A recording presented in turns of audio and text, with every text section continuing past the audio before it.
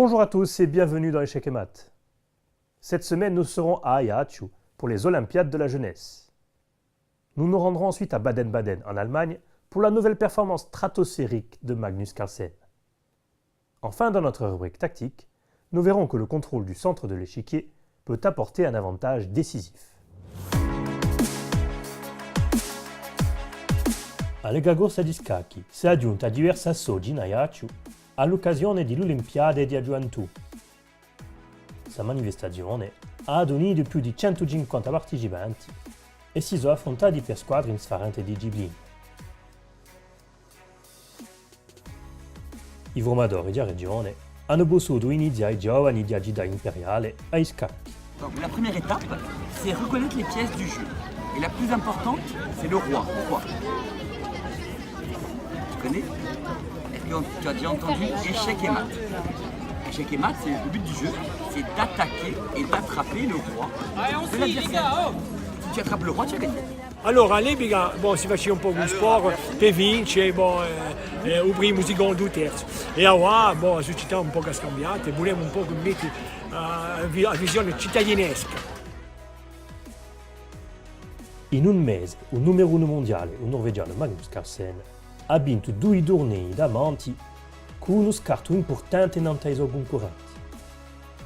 Dopo il Memorial Gashimov, vince in Germania il Grand Chess Classic.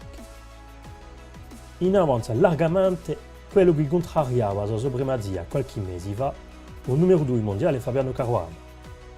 Malgrado una performance degna di uso rango, l'americano non ha mai inchiedato.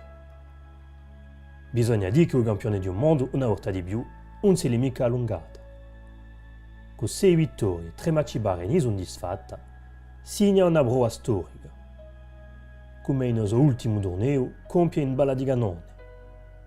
Per i 3 ultimi giri, batte l'anziano numero 2 mondiale, l'armeniano Levon Aronian, poi mata un molteplice campione di Russia, Peter Svidler-Kuiner,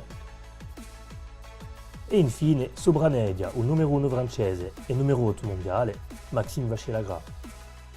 Il norvegiano si avvicina oramai di avere di 2900 punti e lo, mai nessuno è giunto a suo livello in storia di scacchi.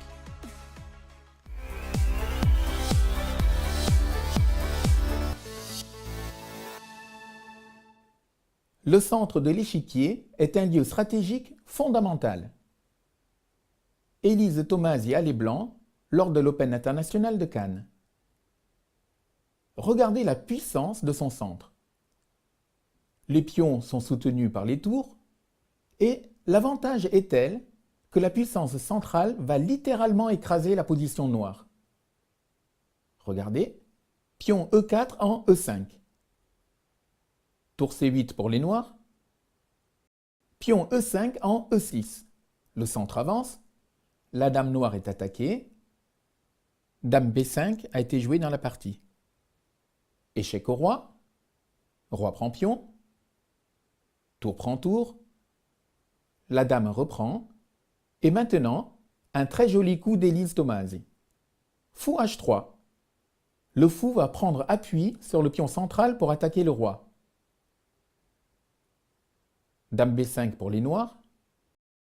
Échec au roi. Dame G7, échec. Dame F6, échec au roi. Et ici, les noirs abandonnent. Les blancs vont mater ou bien gagner du matériel. Par exemple, après roi E8, fou prend tour. Fou prend fou. Tour E1, échec au roi. Roi D7 par exemple.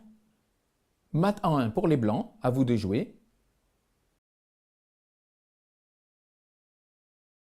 Dame E7, échec et mat, bravo. Rappelez-vous, le joueur qui contrôle le centre de l'échiquier a de très bonnes chances de gagner la partie.